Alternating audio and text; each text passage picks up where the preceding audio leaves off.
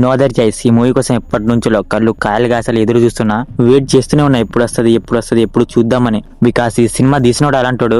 ఈ మూవీ తీసిన డైరెక్టర్ పేరు పార్క్ జాన్ ఓక్. ఇతను ఒక ఓల్డ్ బాయ్ అని ఒక కల్ట్ మూవీ తీశాడు. తర్వాత కొన్ని తీశాడు మూవీస్, అవి బానే ఉంటాయి కానీ ఓల్డ్ బాయ్ రేంజ్ లో అయితే ఉండవు. ఇతని లైఫ్ జర్నీ మామూలుగా ఉండదు, చాలా ఇన్స్పైరింగ్ గా ఉంటది. ఇతని లైఫ్ జర్నీ గురించి నేను ఒక షార్ట్ వీడియో చేశా, అది మన ఛానల్ లో ఉంది, చెక్ చేయండి. మరి అలాంటి డైరెక్టర్ నుంచి ఒక మూవీ వస్తుందంటే క్యూరియాసిటీ గానీ ఆ హైప్ ఊపు ఎలా ఉంటది, నాకు కూడా అలాగే ఉండింది.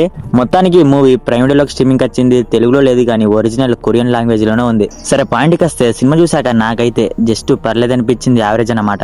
ఎందుకు యావరేజ్ అన్నానంటే ఈ సీన్ కూడా చాలా క్రేజీగా ఉన్నాయి. మెయిన్ గా ఈ సీన్ అయితే ఫుల్ క్రేజీగా ఉంది. ఈ 3 సీన్లకే సినిమా పర్లేదని చెప్పట్లేదు. సినిమా టేకింగ్ గానీ, ఎగ్జిక్యూషన్ గానీ, డైరెక్షన్ గానీ చాలా యూనిక్ గా ఉంది. ఆ ఎడిటింగ్, ట్రాన్సాక్షన్స్ కూడా చాలా కొత్తగా అండ్ యూనిక్ గా ఉంటది. ఒక కొత్త పర్స్పెక్టివ్ ఓపెన్ చేసింది. అందుకే సినిమా పర్లేదు అనిపించింది. మీకు దృశ్యం మూవీ తెలుసు కదా, ఆ మూవీని వేరే ప్లాట్ లైన్ పట్టుకొని తీస్తే ఎలాగుంటుందో అలా ఉంటది ఈ మూవీ. నన్ను అడిగితే better than Oscar winning movies అంట నేనైతే. అంటే నేను సిన్నర్స్ ఇంకా చూడలేదు అనుకోండి, కానీ చూసినంత వరకు ఆస్కార్ మూవీస్ ల కంటే ఇదే బెటర్. దీనికి ఎందుకు ఆస్కార్ ఇవ్వలేదో నాకు తెలియదు కానీ ఆస్కార్ కి నామినేట్ అయిందట.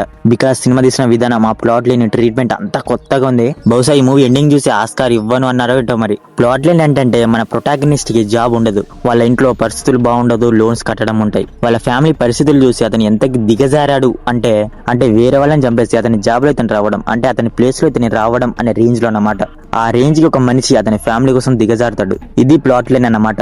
ప్లాట్ లైన్ బానే ఉంది కానీ ట్రీట్మెంట్ చాలా బోరింగ్ గా ఉంది. బోరింగ్ గా ఉందంటే కొన్ని చోట్ల భలే ఉంది. మరి అంటే కొన్ని సీన్లు మటుకు క్రేజీ ఉంటాయి. ఇక ఎప్పుడైతే ఈ సీన్ పడుతుందో అప్పుడు మూవీ క్రేజీగా తయారవుద్ది. నాకైతే నవ్వి సచ్చి ఆ టైంలో. మెయిన్ గా మన ప్రొటాగనిస్ట్ క్యారెక్టర్, అతని క్యారెక్టర్ రైటింగ్ అయితే చాలా బాగుంది. కొన్ని సీన్లో అయితే అతని క్యారెక్టర్ సూపర్ అనిపించింది నాకైతే. అంటే ఆల్కహాల్ విషయంలో గానీ, సిగరెట్ విషయంలో గానీ భలే ఉంది.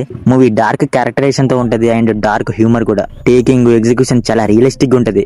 ఇక ఎండింగ్ అయితే మాత్రం కంప్లీట్ అన్ఎక్స్పెక్టెడ్ అని చెప్పొచ్చు. పర్ఫార్మెన్స్ విషయానికి వస్తే మెయిన్ లీడ్ గా చేసిన మన హీరో తన క్యారెక్టర్ లో అయితే అద్దర కొట్టేశాడు. తన క్యారెక్టర్ లో టెరిఫిక్ పర్ఫార్మెన్స్ డెలివర్ చేశాడు. రిమైనింగ్ అంతా వాళ్ళ రోల్స్ లో చాలా బాగా చేశారు. బీజిఎం, సాంగ్స్ పర్లేదు. ఇక మొత్తానికి కొరియన్ మూవీస్ లో నాకు బాగా ఇష్టమైంది ఏంటంటే cinematography, camera angles, camera moments terrific గా ఉంటాయి. సినిమాటోగ్రఫీ చాలా బాగుంది. మొత్తానికి No Other Choice Old Boy movie మీరు చూసుంటే, ఓల్డ్ బాయ్ మూవీ తీసిన డైరెక్టర్ గురించి మీకు తెలుసుంటే ఈ మూవీ మీకోసమే. మిస్ అవ్వద్దు, డెఫినెట్ గా ట్రై చేయండి ఒకసారి. ఫ్యామిలీతో అసలు చూడొద్దు. Nudity and adult scenes, romantic scenes బానే ఉన్నాయి. So watch individually. సో మరిది No Other Choice movie review గురించి. మరి మూవీ చూసాక మీకు అనిపించింది మా కామెంట్ సెక్షన్ లో కామెంట్ చేయడం మాత్రం మర్చిపోకండి. మీకు గనుక మా రివ్యూ నచ్చితే మన ఛానల్ ని సబ్స్క్రైబ్ చేసుకోండి. Okay, next video. Thank you. జై హింద్.